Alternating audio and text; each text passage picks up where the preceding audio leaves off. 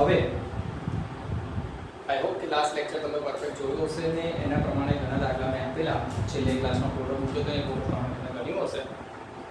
હવે એ જ ટોપિક પર આપણે આગળ વધીએ. છોકરાઓ ફરી મેં તમને સમજાવ્યું ચેપ્ટર નંબર 14 આંકડા શાસ્ત્ર શરૂઆતમાં બોલતી મેં 15 લખ્યું કે જૂના કોર્સ પ્રમાણે whatever it is chapter બંનેમાં સેમ છે. તો ચેપ્ટર નંબર 14 આંકડા શાસ્ત્ર એમાં 3 ટોપિક હતા. મધ્યક મધ્યસ્થ બહુલક. આપણે બહુલક સ્ટાર્ટ કર્યું. બહુલકના મૂળ દાખલા જોવાના. એક દાખલો મેં ગણી બતાવ્યો કે બહુલક શોધો. આપણા કોર્સમાં 17 દાખલા છે એટલે 17 દાખલા જોઈશું. તો હવે આજે નેક્સ્ટ લેક્ચરમાં આપણે નવું શું જોઈશું. અચ્છા, તો હંમેશા બે રીતે દાખલા જોવા. એક બહુલક શોધો. બહુલક પરથી ખૂટતી આવૃત્તિ શોધો. સેમ જેવું બહુલકનું છે એવું મધ્યસ્થનું હશે. લાઈક મધ્યસ્થ શોધો. તો દાખલો આપ્યો છે કે મધ્યસ્થ શોધો અથવા એ મધ્યસ્થમાં ખૂટતી આવૃત્તિ શોધો. એવી રીતે મધ્યકમાં મધ્યક શોધો અથવા બીજી પેટર્ન મધ્યકમાં ખૂટતી આવૃત્તિ શોધો. આમ ખૂટતી આવૃત્તિ ત્રણેયમાં છે. મધ્યકમાં, મધ્યસ્થમાં, બહુલકમાં. તો આપણે બે રીતે કમ્બાઈન દાખલો જોવાનો. ઠીક છે, તો આપણે બહુલક કેવી શોધાય એ લાસ્ટ લેક્ચરમાં જોઈ ચૂક્યા છે. જેના જે લાસ્ટ લેક્ચર ના જોયું હોય તો તમે રિફર કરો. ઓકે, ઠીક છે. તો હવે આજનો ટોપિક શું છે? આજનો ટોપિક આપણે બહુલકનો જ છે, બટ એની અંદર આપણે ખૂટતી આવૃત્તિ શોધવાની છે. ઓકે, ચાલો. સો શું આપ્યું છે? શું છે? બરાબર રકમમાં છે કે નીચે આપેલ માહિતીનો બહુલક 37 છે. બહુલક આ દીધો તમને. પહેલા આપણે બહુલક શોધતા.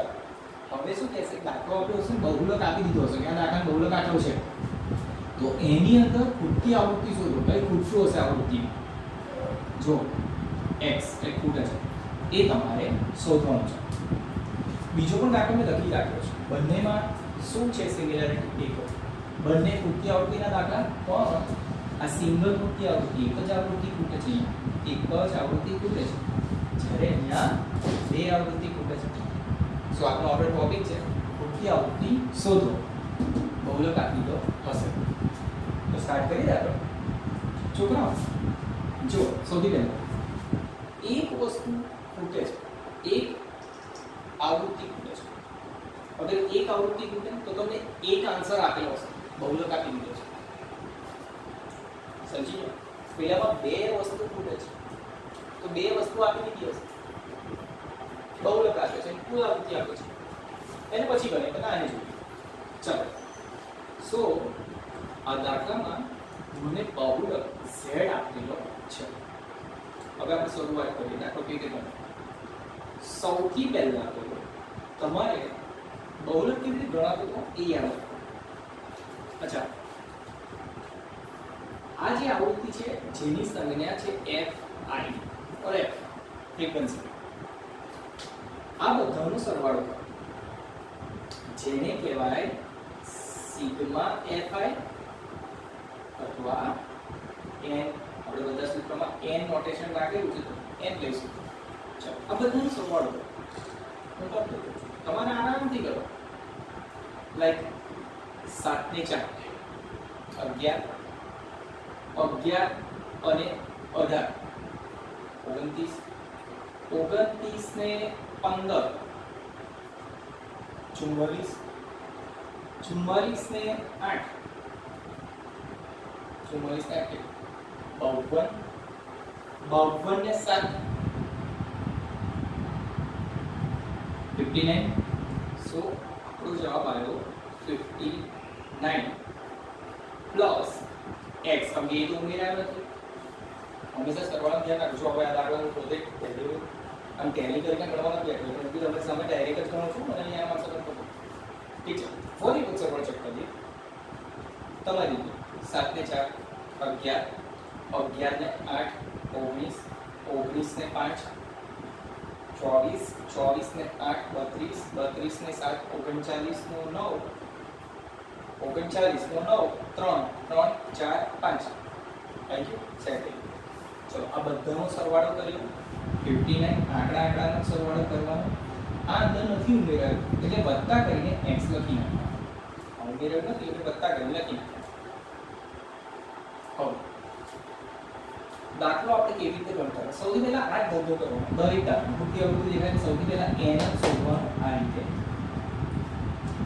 ઓકે, આપણું જે બહુલક આપણે બહુલક આપેલો છે, તો બહુલકનું જે સૂત્ર છે લખીએ l plus f1 minus f0 upon 2f1 minus f0 minus f2 ગુણ્યા h.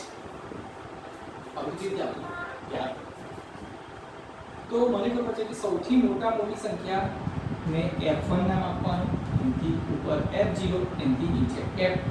આપણે એવું દાખલામાં જોઈ ગયા હતા. પણ અહીં કશું ખૂટે છે તો 18 આમ દેખાય તો મોટા મોટી લાગે છે, પણ હું ખબર આ એની મોટી હોઈ શકે. એટલે હવે આપણે એથી મોટા મોટીને f1 ડાયરેક્ટ નામ નહીં આપવાનું. આપણને બેઠું બહુલક આપેલું 37. હવે 37 કોની અંદર આવે છે ચેક કરો. 20 થી 30 માં આવે 37. વિચારી લેજો. 20 થી 30 માં ન આવે. 30 થી 40 માં આવે 37. હા, 30 થી 40 માં 37 આવે એટલે જેમાં 37 બહુલક આવી જાય છે કંઈક નામ આપવાનું શરૂઆત કરો. એને નામ આપો l, એની સામેવાળાને નામ આપો f1 અને એની ઉપરવાળાને f0, એની નીચેવાળાને f2. ઓકે, કઈ રીતે નામકરણ આપણે આપ્યું? બસ હવે વેલ્યુ જોડ નાખો. કેવી થશે? સેટ કેટલા મને આપે? આમાં બધી વેલ્યુ મૂકું છું.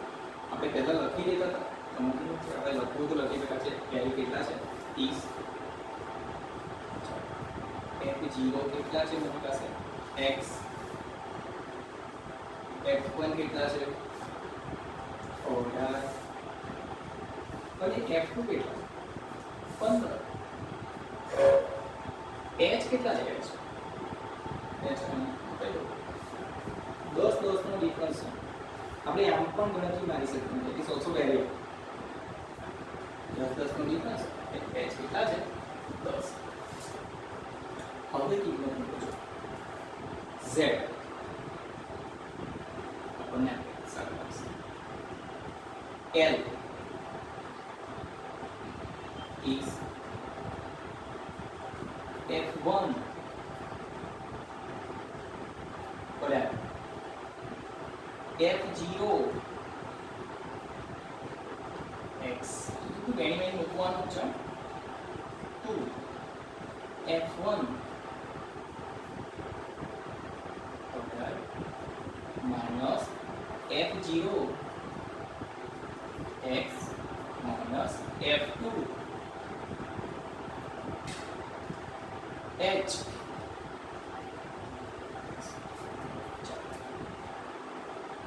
વિસ્તરણ કેવી રીતે થાય એના એકચ્યુઅલી લેક્ચર હું લઉં છું સ્ટાર્ટિંગમાં તે લેવાનું. ઓકે, સમય મળશે તો ફરી એના લેક્ચર હું સેન્ડ કરીશ. બટ એક દાખલાની તરફ પર શીખો કે આમાં વિસ્તરણ કેવી રીતે થયું છે. ચાલો, સૌથી પહેલા આપણે શું કરીશું? 30 ને ઉચકીને બરાબરની આમાં જોઈ લો. બરાબર, એ બોર્ડર ગેટ અને બોર્ડરની આમ તેમ જાઓ એટલે ગુણધર્મ પોતે જાઓ. અહીં પ્લસ છે, માઇનસ થઈ જાય. ચલો 30 આ માઇનસ. અહીં શું બચ્યું? ચલો 18 માંથી x જાય માઇનસ થાય. થોડીક સંખ્યામાંથી સંખ્યાની બાદબાકી થાય. તો આ તો જે છે એ ગુણ્યા 10 પણ લેવાની બરાબર. નીચે શું તો કે 18 દૂ 36.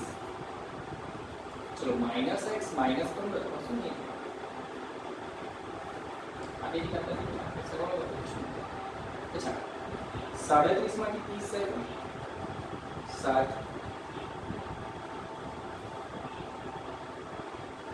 18 માઇનસ x ને 10 એ બની વાત. ચલો 36 માઇનસ 15 આંકડાની સરળતા થાય. 6 માંથી 5 જાય તો 1, 3 માંથી 1 જાય તો 2 માઇનસ શું બચ્યું? x. આ બેની બાદબાકી કરી જે છે 21.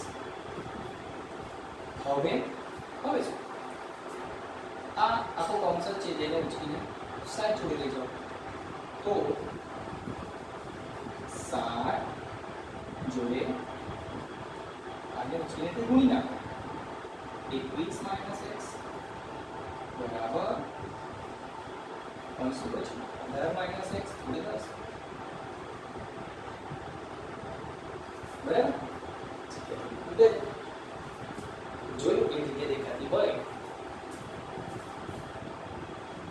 હા દેખાય સો આપણે બાકીના દાખલામાં કરી દઈએ આ 7 આખું લખી દો 7 21 - x 18 - x 10 કંપની બહાર હોય એને ઘન ઘન ગુણી નાખો પહેલા 7 ને 21 જોડવું અને પછી 7 ને 1 જોડવું ચલો 21 સીધા નાવડ બેટા આરામથી ગણો 7 * 7 7 * 14 અને 7 ને હવે પછી x જોડવું શું થાય 7x ચલો આ 10 ને ઉછીને 18 જોડવું 18 * 10 180 મીંડું લગાડી દેવાનું અને 10 ને પછી x જોડવું શું થાય 10x બધા x વાળા એક સાઈડ આપણે x તો શોધવાનું છે અને બાકી બધા આંકડા બરાબર ની બીજી બાજુ આ બરાબર ચલો આ x વાળો હોય છે અહીંથી આ x વાળો ઉછીને આમ તો બે માઈનસ છે બરાબર ની પાછું આ બાજુ લાવો પ્લસ ગુણધર્મ છે પ્લસ ને માઈનસ પ્લસ આ જે 180 147 નો ઉછીને કરી છે માઈનસ 147 એ પ્લસ છે બરાબર ની બે બાજુ કરું માઈનસ 10x - 7x કેટલા x એટલે હવે 10 માંથી 7 જાય પાછું ઓકે x જાય ઘણા છોકરાઓ જે સ્ટુડન્ટ હશે જૂના મને ખબર છે કોની સરવાળા બદલાઈ જાય એના ખાનદાન સરકાર મતલબ કે x વાળાની સરવાળા બદલાતી થાય x2 વાળાની થાય x ઘન વાળાની થાય પાછળનો જે ચલ છે ને એ સમાન હોય ને તો એની સરવાળા બદલાય છે સો આ x વાળો 10x - 7x કેટલા x 10 - 7 3x આમ 10x માંથી 7x કે 3x 180 માંથી 147 કાઢો કેટલા 100 ગયા 80 માં 40 40 ને 40 માંથી તમારે 7 કાઢવાના 33 જો જુઓ ભૂલ થાય પણ થોડું કોન્ફિડન્સ રાખવાનું નહીં ગણવાનું હવે 33 ભાગ્યા આ 3 હવે આ 3 જે જોડે છે એટલે જાય નીચે જાય 3 ભાગ્યા 33 અને x બરાબર શું મળ્યું ક્યાં અચ્છા ખબર પડી કેવી રીતે લાગે દાખલો આઈએમપી છે શું કરવાનું સર આ દાખલો તો દાખલો અને નહીં શાંતિથી કરતા જે ના આવડે એ સ્ટેપને 2 કરજો 4 કરજો રિવિઝન કરો સૌથી પહેલી વસ્તુ રિવિઝન છે જેટલું રિવિઝન કરશો તેટલું તમને આવશે ઓકે સો અગર દાખલાને ફરી જોવો હોય તો પછી રિવાઇન્ડ કરો અચ્છા હવે બીજી પેટર્ન ચાલુ કરશું હા છોકરાઓને એક સલાહ મેં મૂકીશ કુકી અવકના દાખલા છેલ્લે એક પીક મોકલી જશે એમાં મૂકી દઈશું વિડીયોમાં એમાં બધી ટાઈપના દાખલા હશે એકાદ બે એકચ્યુઅલી આ દાખલા બહુ ઓછા છે આના કુકી અવકીના પણ છતાંય મૂકેલા તો હશે મેં એને પ્રેક્ટિસ કરો ઓકે હું તો 8 દાખલાને સતત મૂકીશ